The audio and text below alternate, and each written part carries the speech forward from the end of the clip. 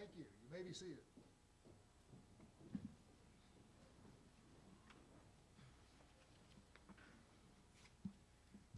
The court is convened today in special session to conduct naturalization proceedings for those persons who desire to become and have shown themselves to be qualified to become new citizens of the United States.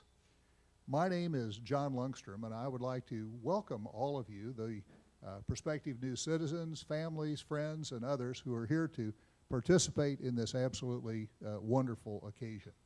I'm a United States District Judge for the District of Kansas. I live here in Lawrence, so I'm particularly pleased to be able to be participating in this ceremony today. And I will say this is always one of my favorite things to do because it is just such a joyous and wonderful occasion. Those of you who are about to become new citizens may be interested to know that new citizens today follow very much the same road to citizenship which is taken by those who have come before them for more than 2 centuries. Since 1790, when the first naturalization law was passed by Congress, there's always been some sort of judicial proceeding, maybe not as elaborate as this one, but a judicial proceeding of some kind as part of the naturalization process. The court is delighted to take part and help make this a very special event in your lives. Since 2003, the court has been pleased to hold a naturalization ceremony here on the campus of the University of Kansas at the Dole Institute of Politics. And we'd like to thank Bill Lacey, who's the director, and Barbara Ballard, who's here today, for their cooperation and invitation to make this such a hospitable occasion for all of us. Traditionally, the Chancellor of the University of Kansas has participated, and today it is my pleasure to introduce Chancellor Dr. Bernadette Gray-Little, the 17th Chancellor of the University of Kansas, to welcome all of you on behalf of the university. Chancellor.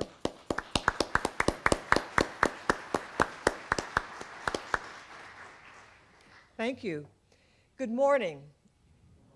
It is my great privilege to welcome you to the University of Kansas and to congratulate you on becoming citizens. The University of Kansas is an international research university dedicated to educating leaders from more than 100 nations, building healthy communities here and around the globe, and making discoveries that change our world for the better. Our students and scholars' experiences and backgrounds help to enrich our community, and they lead to new discoveries and new ideas. Many of our international students return to their home countries when their studies are over, though we hope they consider Lawrence a second home, even if they do return. But many also choose to make the commitment that you have made to becoming citizens. The rights of citizenship are many, and the process you've gone through to earn citizenship is difficult. But it is difficult for a reason. The rights you gain as citizens have been hard-won and must continue to be protected. Yet sadly, they're often taken for granted by those who were born with those rights. In addition to rights, citizens also have responsibilities to uphold, responsibilities such as voting and serving on a jury. These responsibilities are part of being an active and informed member of our community.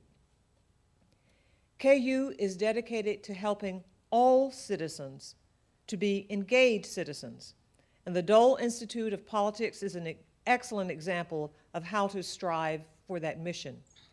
I encourage you to take advantage of the many programs offered here and across the university as you enjoy the rights and uphold the responsibilities of citizenship. Today, you remind us what a precious gift citizenship is, and you honor us with your commitment to become American citizens. Again, it is my privilege to be here with you as you take the oath, and I know that I speak for everyone here when I say that we are honored to have you as fellow citizens. Thank you.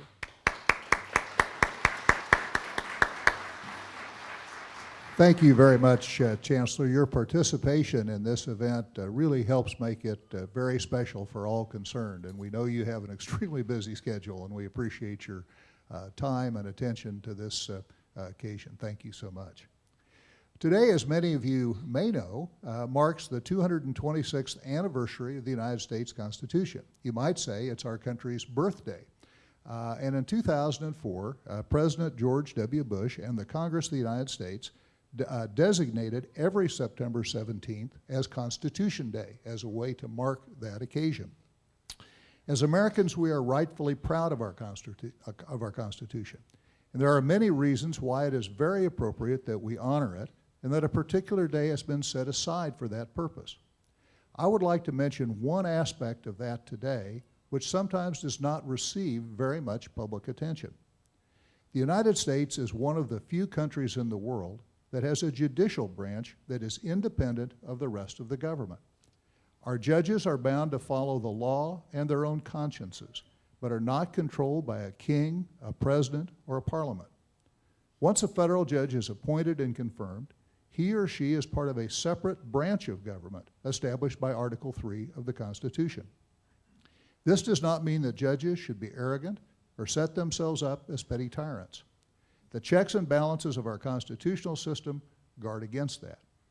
Judges are accountable, but they do not and should not decide cases for personal gain or to win favor or to follow the orders of the party or person who appointed them.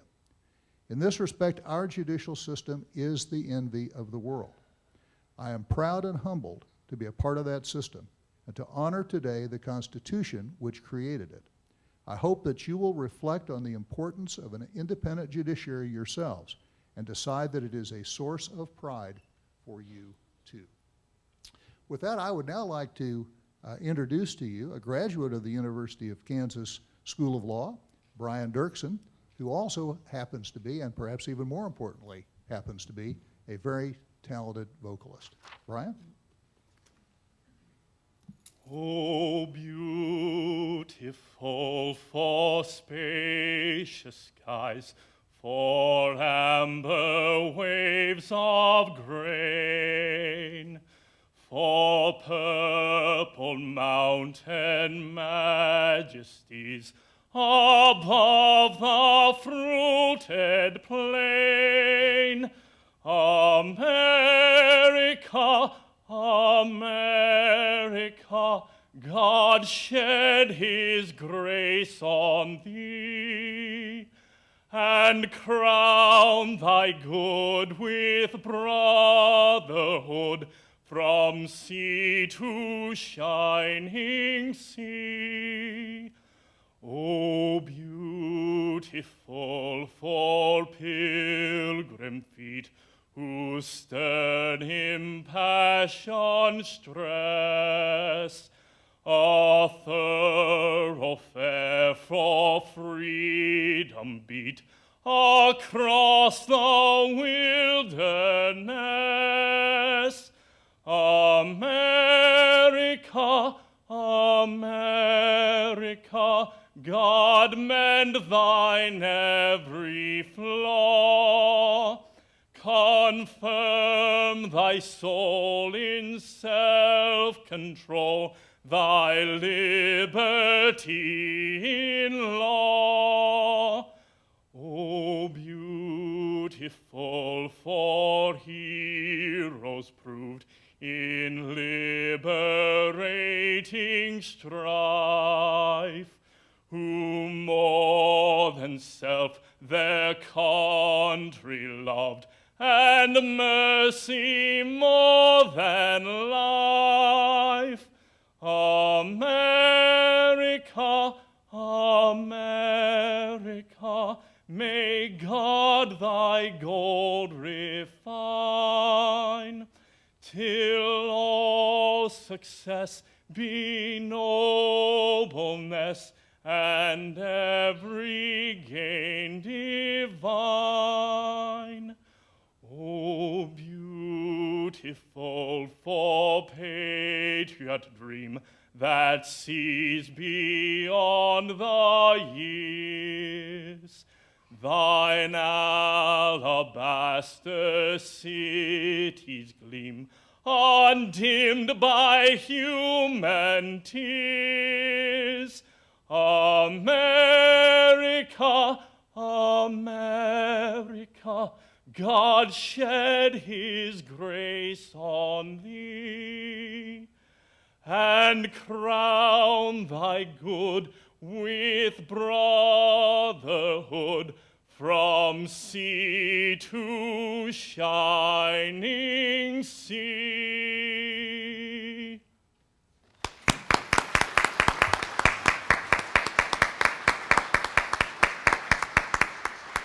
Brian, thank you very much. That particular song is such an appropriate thing to include in a proceeding like this as we think about what it means to be Americans and how lucky we are to be Americans and about to be Americans in this entire process. Thank you. I wish we had the sunny day that we usually have this time of year when we have this ceremony, where we have a nice reception outside and so forth.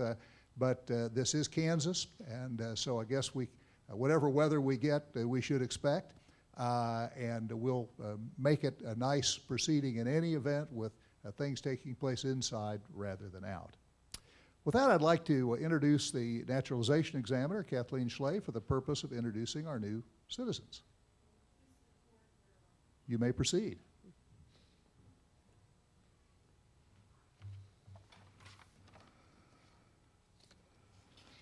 This morning, I would like to introduce 99 applicants for United States citizenship. These applicants come from 43 different countries. They have met the formal requirements imposed by law for United States citizenship.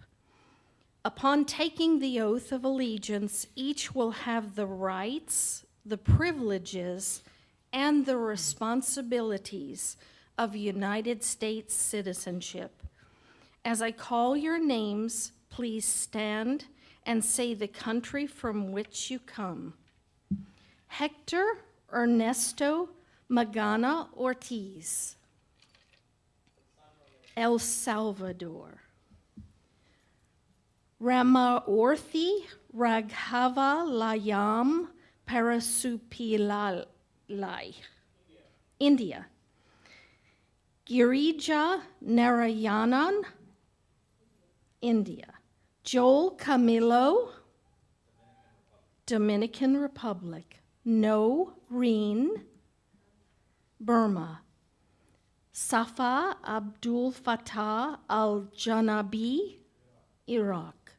Fatima Abdul Sami al-Janabi, Iraq. Angela Meza, Mexico. Sizhi Jin, China. Madhukar Reddy Garlapati, India. Shravani Bhume Reddy, India. Leticia Zamora Ibarra, Mexico. Chona Bulan Perry, Philippines. Ayak Akwe Mawin, South Sudan. Christina Kailani Nangpa, Thailand. Omir Wahid, Pakistan. Rashin Alapur Morafan, Iran. Masood Alapur Morafan, Iran. Tahiri Oji, Iran. Giovanna Griselda Weller, Peru. Eva Luz Lopez Iskandrani, Panama. Judith Magdalena Reyes, Mexico. Leonardo Polo, Colombia. Atillo Jose Moran Leal, Venezuela. Anbreen Yukani, Pakistan. Sucha Singh, India. Hodan Billy Noor, Somalia. Mohammad Shohab Beg, Pakistan. Tahira Shohab Beg, Pakistan. Guadalupe de Blanc, Mexico. Mabani Mayar Sir Deng, South Sudan. Delia Esperanza Guzman Guzman, El Salvador. Bernardo Torres Garcia, Mexico. Lasana Trejori, Senegal. Leslie Jacqueline Hernandez, Mexico. Waldemar Guidel, Guatemala. Vicente Antonio Soria Elias, Mexico. Sanjin Hadzibegovic, Bosnia. Thang Sian Jin, Burma. Evelyn Wanjiru Gashi, Kenya. Elena Antolonevna Dresyanikov, Uzbekistan. Sabina Awan, Pakistan. Mabu Alam, Bangladesh. Irene Hermoso Goins, Philippines. Altaf Udin, Bangladesh. Sandrine Anne Salas, France. Jasbir Kaur, India. Sri Kumar Palasari Nair, India. Ivy Michelle Wangui Gicho, Kenya. On Ki Chong, Macau. Ken Hong Kwok, Macau. Maria Francia Atenza Gillespie, Philippines. Irene Weramu Mawithka, Kenya. Ari Younggrim Lee, Republic of Korea. Özlem Olsarak, Turkey. Baja Marufi, Morocco. Desislavla Pamlinova Angelova, Bulgaria. Steven Gakic, Serbia. Zinash Mekonnen Demis, Ethiopia. Samir Akbar Khan, Pakistan. Maria Elena Rodriguez, Mexico. Khan Wang, Burma. Imad Bajat Al-Halbuni, Jordan. Sumin Schmeltz, South Korea. Lizeth Gabriela Reyes Zamudio, Mexico. Miguel Angel Castrorina Santos, Mexico. Miriama Camara, Guinea. Edwin Alexander Martinez, El Salvador. Elsa Yolanda Martinez, El Salvador. Adriana Carolina Martinez, El Salvador. Maria Jose Najarro Calderon, El Salvador. Luis Octavio Perez, Mexico. August Paul Gaw, Burma. Veronica Nadeja Donegan, Honduras. Beatrice Njoki Naganga, Kenya. Mulatawork Kostir Kidanwold, Ethiopia. Diego David Campoverde Arevalo, Ecuador. Esmeralda Hernandez Gaitan, Mexico. Raul Renteria, Mexico. Jam Crimani Roberts, Thailand. Evans Mangari Omwega, Kenya. Geser Yanina Lopez, Guatemala.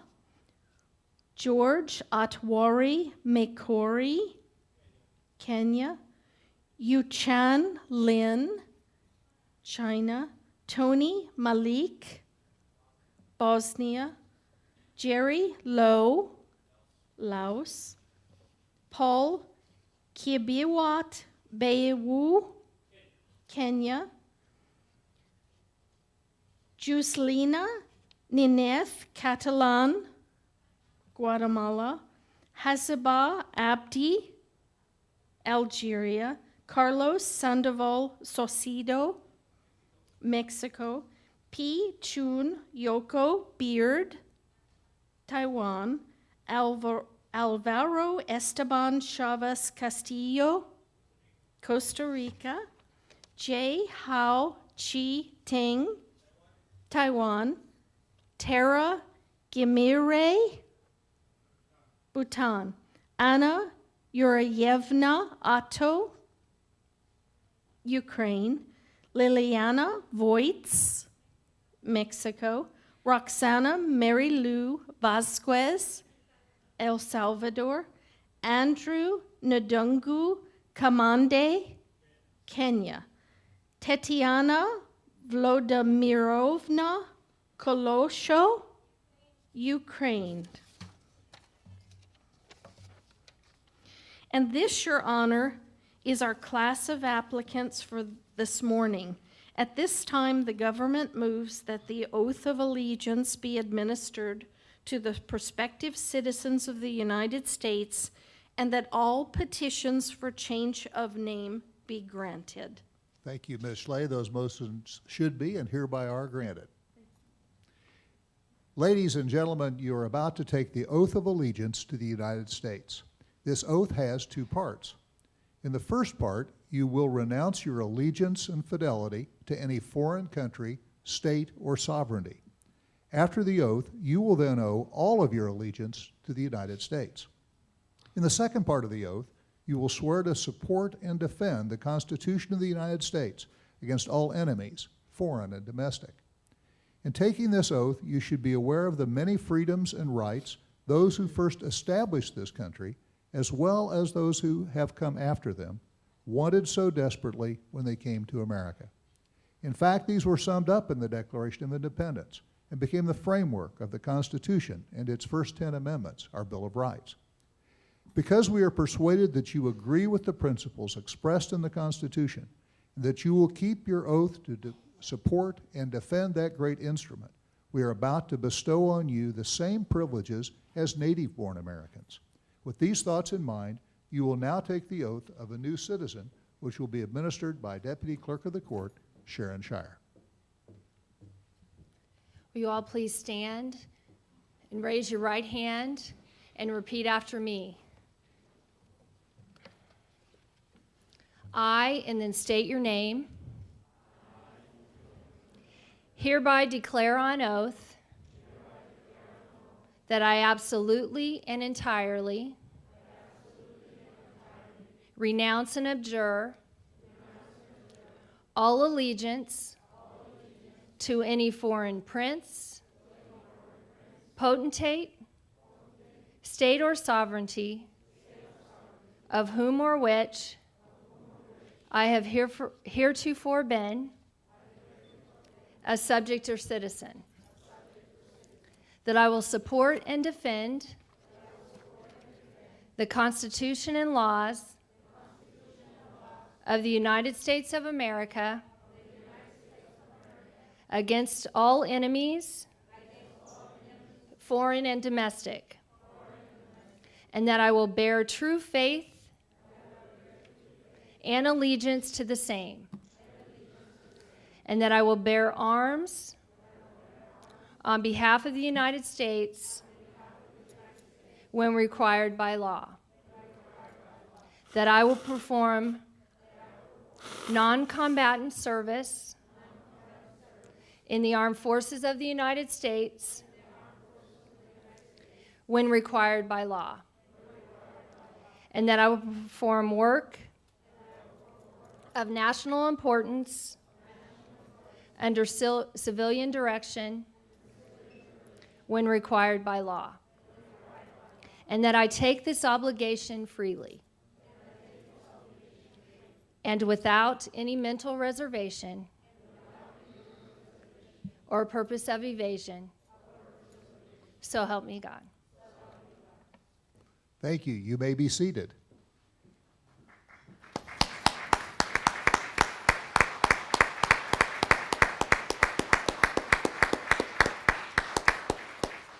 And I would like to take this opportunity to be the first to congratulate you as new citizens of these United States.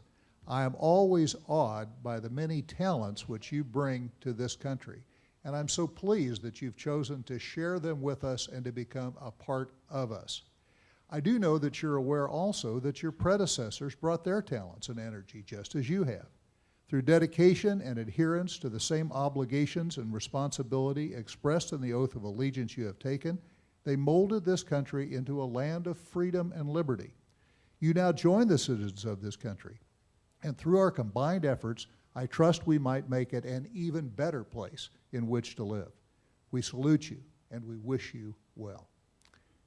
Now, there's one change in the program here today. You might have seen that the next sort of order of business is the introduction of our guest speaker by the Honorable Carlos Murguía.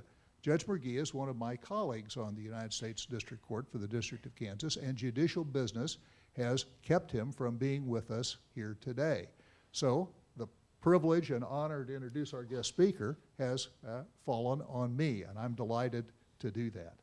Our guest speaker is seated with me today at the table here, and she'll be going down to the lectern in just a moment. She is Janet Murguía.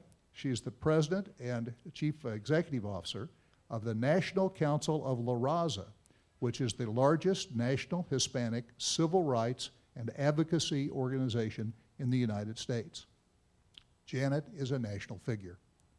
But she grew up in Kansas City, Kansas, and she obtained 3 degrees from the University of Kansas, including a law degree. She spent many years working in Washington, D.C., both on Capitol Hill and in the White House, including as an assistant, or as a deputy assistant to President Bill Clinton. After that, she came back here to Lawrence and served as Executive Vice Chancellor of the University of Kansas for internal and external relations. She has received more awards, honors, and recognition than we have time for me to go through here today. But what's most important to me personally is that her brother is my colleague and that she is my former neighbor and my friend. With that, Janet, we're pleased to have you with us today. Thank you.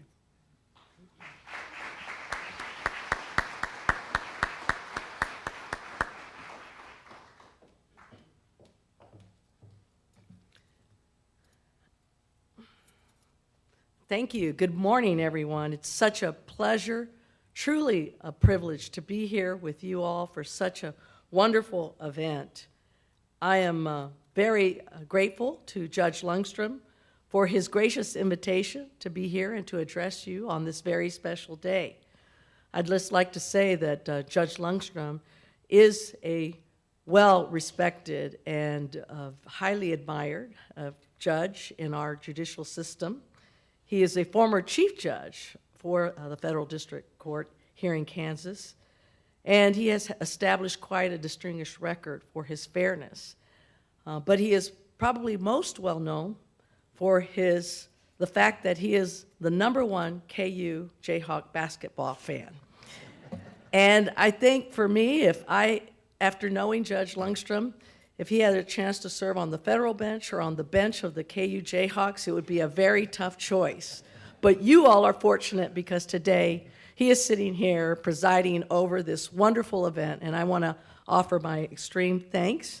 And he is a former neighbor, and I lived in his neighborhood, and I see that his lovely wife, Linda, is here. And this is truly a family event because she has her mother here.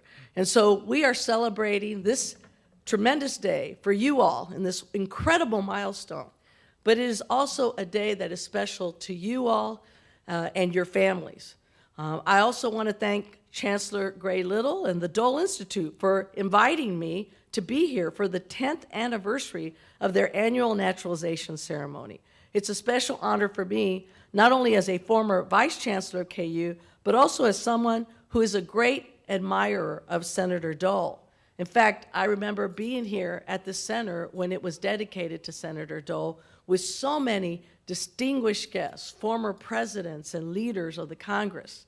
And from his very humble beginnings, I know Senator Dole became a war hero during the Second World War, someone who hailed from Kansas. And he did so at great personal sacrifice. He not only ably represented our great state in the United States Senate for nearly 30 years, he rose to serve as both Senate Minority Leader and Senate Majority Leader. In that role, he was known for his statesmanship and his ability to work across the aisle to move our nation forward. I'm sure that someone as dedicated to the Constitution and to the promise of this country as Senator Dole is very proud of the work that the Dole Institute is doing today, and extremely proud that the fact that we are having this ceremony here today. Most of all, I want to extend my heartfelt congratulations to each and every one of you, our country's newest citizens. You know, growing up in Kansas, I could never imagine that we would have the kind of diversity that you all embody. There are nearly 40 different nations represented here today, and I want to give special thanks to those of you who are serving or have served our country in the military. We thank you for your service and your sacrifice to protect our country from harm and preserve our freedoms. As someone whose organization, the National Council of Raza, and network work every day to help people with naturalization process, I know that it took a lot of hard work, a lot of dedication to get you here today. The time, the effort, and the financial sacrifices that you've had to make. All of you took the same oath today, but you have not traveled through the same path. But whatever path you took, you have traveled it with supreme determination and perseverance. We salute you for what it took to get you here, and all those, including your beautiful families, who helped you along the way. We may not know what the future holds for any of us, but I do know that today, and it is a beautiful day, regardless of what's happening outside. Today is a beautiful day. And on this beautiful campus, today, your life has changed forever. It happened to me. 35 years ago this month, I started my journey as a KU freshman. KU was a whole other world compared to the neighborhood I grew up in the Mexican-American neighborhood I grew up in Kansas City, Kansas. I not only met people from all over Kansas here on this campus, but from across the country and indeed the world. I wasn't completely surrounded by strangers, though. My roommate was my twin sister, Mary. And when we were shown our dorm room by the resident assistant the day we walked in our freshman year, we were on cloud 9, knowing that we were going to have a room to ourselves for the first time with our own desk, our own closet, and our own beds. All the other girls were complaining because they were going to be crowded and they didn't have enough room for all their things. Mary and I had shared a room with all my brothers and sisters growing up, because growing up in a family of 9 in a little house in Kansas City, Kansas, we were a little crowded, but we had a lot of love and support. So coming to this campus for us and having our own opportunity to discover this world and to discover education was a beautiful experience. That's what educational institutions do. And today, here at the Dole Institute, you're just embarking on another incredible, wonderful experience. You see, the 7 of us kids, along with our parents, we did grow up in Kansas City, Kansas, and we didn't have a lot of money back then, but we didn't know any different. My parents, immigrants coming from Mexico, had a lot of struggle and personal sacrifice.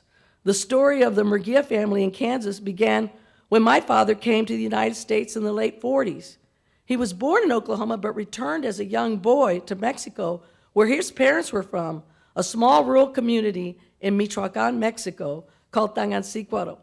With very limited English, he came to report for military service towards the end of World War II. And like most immigrants, he was also looking for a better way of life.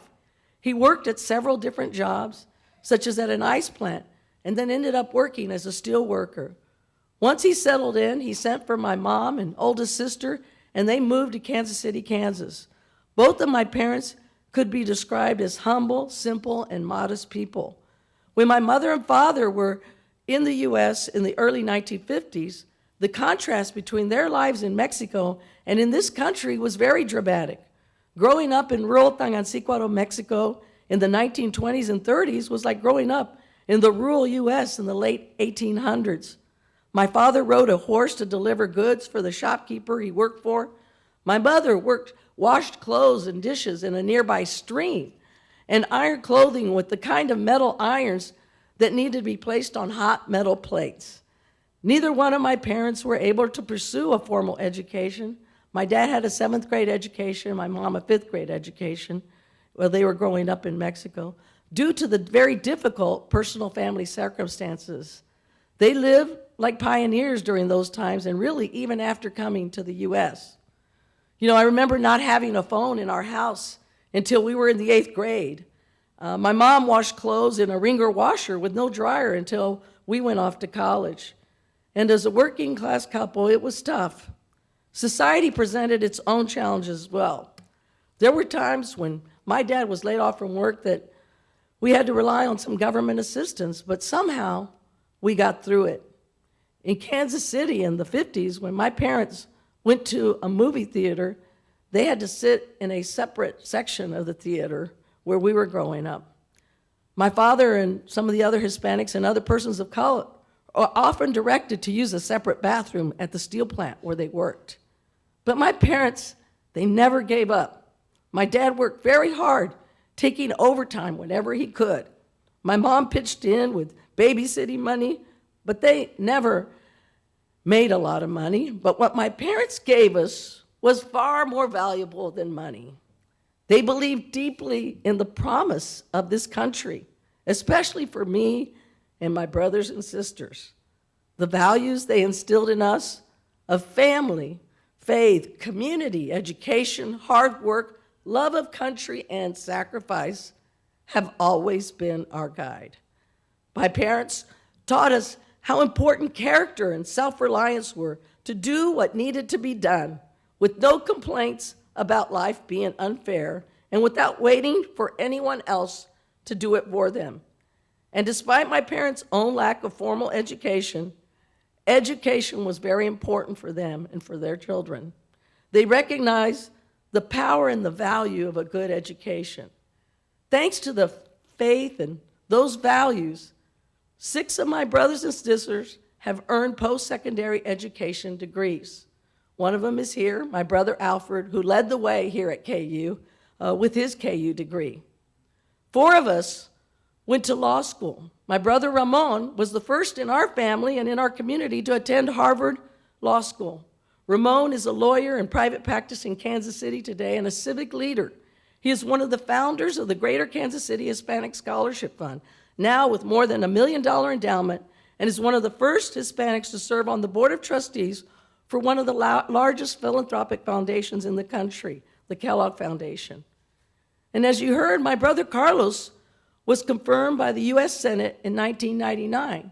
In fact, he had served as the first Hispanic state district court judge prior to that, and was the first Hispanic to sit on the federal bench here in Kansas. And I have a twin sister, Mary. There's 2 of me. She serves as a judge on the United States Ninth Circuit Court of Appeals, after having served for more than a decade as a federal judge in the District of Arizona. She was the first Latina to serve as a federal judge in Arizona. And today, she and Carlos, my brother, are the first brother and sister in the history of the United States to serve as federal judges at the same time. As for me, I went to law school, but went into government service and eventually served in the West Wing of the White House for President Clinton. As I stand here, I realize that in many ways, KU was the gateway to opportunity for my family. We certainly took advantage of state higher education. Between us, I think there are at least 10 degrees from KU alone in my family. Excuse me. But you know what? Citizenship is also a gateway to opportunity. You all know that because you embarked on what is a very arduous journey to become citizens. There's no question that there are now doors open to you. whether it's in education or work or society. Those doors may not have been open to you before, but they are open now. I hope you take advantage of every opportunity afforded to you now that you have taken the oath of citizenship. But I want you to also remember that the opportunities of citizenship also come with responsibilities. In short, your journey to become Americans is not at the end, it is at its beginning. But as I implore you to take on the responsibilities of citizenship, I also want to remind you that within these responsibilities lie the seeds of opportunity. There are many reasons you came to this country, which is now your country, for freedom, for a chance at a better life, to safeguard your family, to have a real voice. These are the same reasons you should become as engaged in civic life as possible, to make these hopes and dreams of yours, this better life, a reality. It is one of the greatest things about our country. You can get involved. You can make a difference. You can make the difference. And the rest of us, your fellow Americans, need you to do this. We are all in this together now. We need you to roll up your sleeves, as you have done already throughout your life, once again. It's what we all have in common. It's your spirit, and it's America's spirit, too. It is in many ways what has helped to make America great. So I hope the first thing you do after, of course, you receive your well-deserved congratulations from your friends and family is to register to vote. And then I want you to vote in the next election. But I want you to think about going beyond that, too. For example, how many people do you know who aren't citizens, but who can qualify to become citizens? There are literally millions of people with the legal status to start the citizenship process tomorrow, but who are not yet citizens. In the Hispanic community, there are nearly 7 million such folks. I want you to reach out to everyone you know in this situation and encourage them to start the process. Use yourself as an example that in spite of the challenges, it can be done, and you are the proof. And how many people do you know who aren't registered to vote? Ask your friends, your family, your coworkers, fellow parishioners, are you registered? Why not? And then go help them register to vote. Wouldn't that be something? And next election, make sure all those people actually go out and vote. Don't let them give you the same old tired excuses. It may be hard to find the time to vote, but it is also much harder to not have a voice. I also want you to think even bigger. Have you considered getting more involved in your community? Maybe attend a town hall, a political forum. Have you ever participated in any civic organizations? I'd love for you to seriously consider getting more engaged in your communities. And how about in the future? Could you see yourself running for office? Think about it. You want to have a real impact on your kids' education? You can go to those PTA meetings, but you can also run for school board. Want to have a say in how your community is run?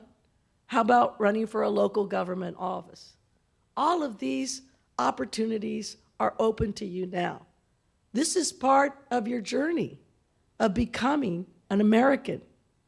When I think back on my parents' journey, I can't help but think about the highlight of my own career in my memory. And I'll never forget when I was able to have my parents come and visit me when I worked in the White House. You know, for so many years, my mom and dad, particularly my mom, just wanted me to come home. When are you going to come home? Well, I told them, well, I'm working on Capitol Hill.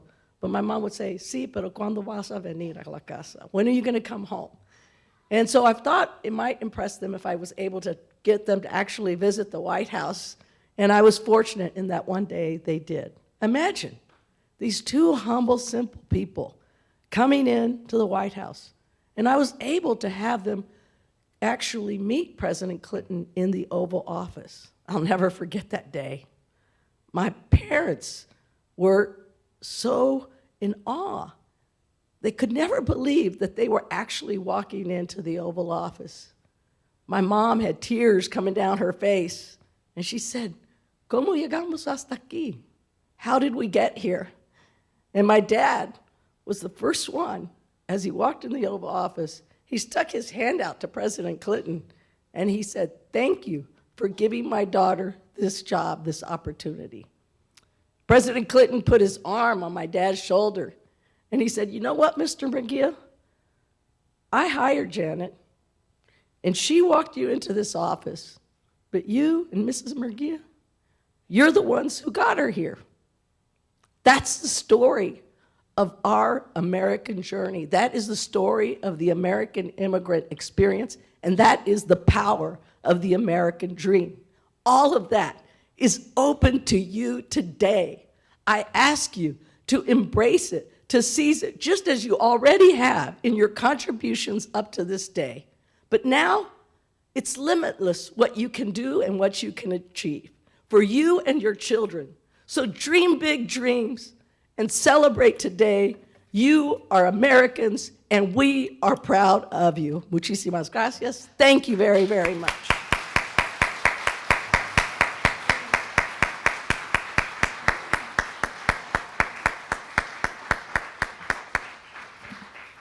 Janet, thank you so very much.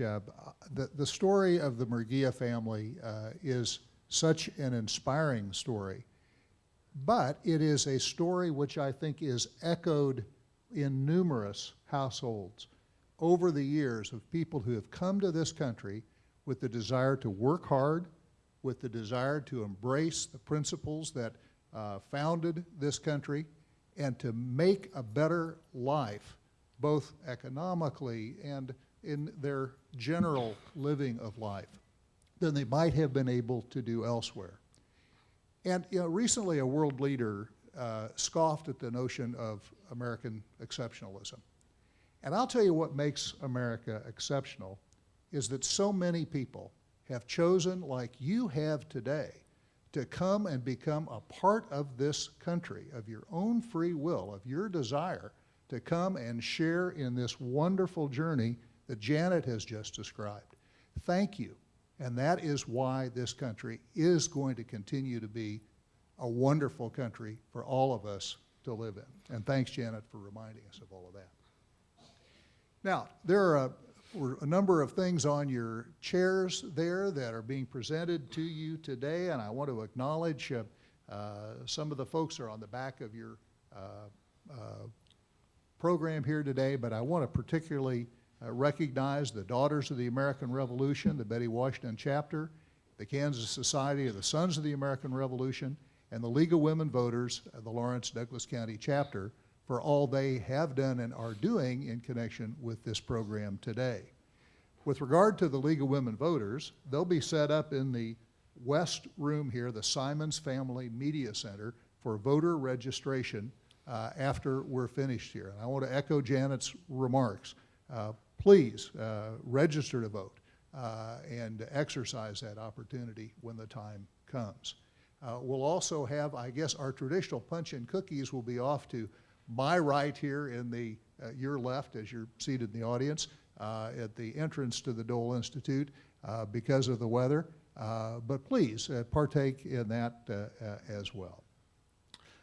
With that, I would like to now call upon the Kansas wing of the Civil Air Patrol, the U.S. Air Force Auxiliary, for the presentation of the colors and to lead us in the Pledge of Allegiance. Please rise.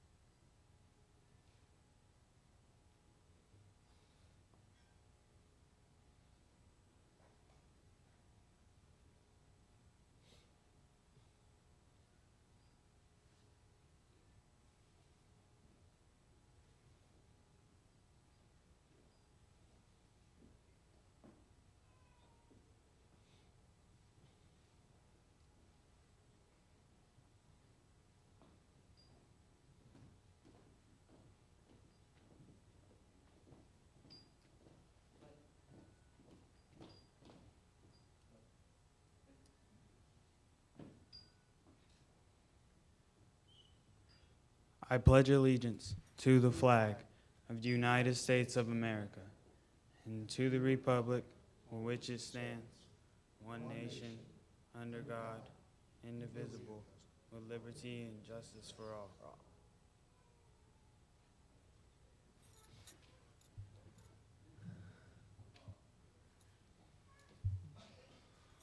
Oh, say, can you see by the dawn's early light what so proudly we hailed at the twilight's last gleaming, whose broad stripes and bright stars through the perilous fight o'er the ramparts we watched were so gallantly streaming, and the rocket's red glare, the bombs bursting in air, gave proof through the night that our flag was still there. Oh, say, does that star-spangled banner yet wave o'er the land of the free and the home of the brave?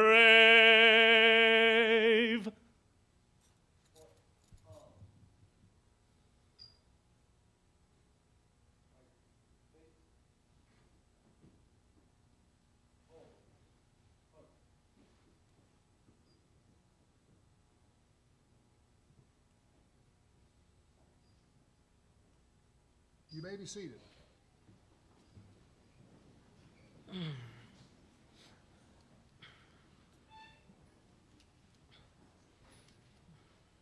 The court again wishes to thank everyone who's participated in this ceremony today. Janet, all the folks from the Dole Institute, the Chancellor, all the folks who've helped make this such a special occasion. And I want to again congratulate each of our new citizens and your families and friends on this great occasion. May your new status as citizens bring you the joy and happiness that it has brought to those who have taken this momentous step before you. Always remember, of course, that with these rights and privileges now bestowed upon you as citizens will go responsibilities, which all of us trust that you will accept and discharge with courage and fidelity to what is now our country, the United States of America. With that, court is now adjourned.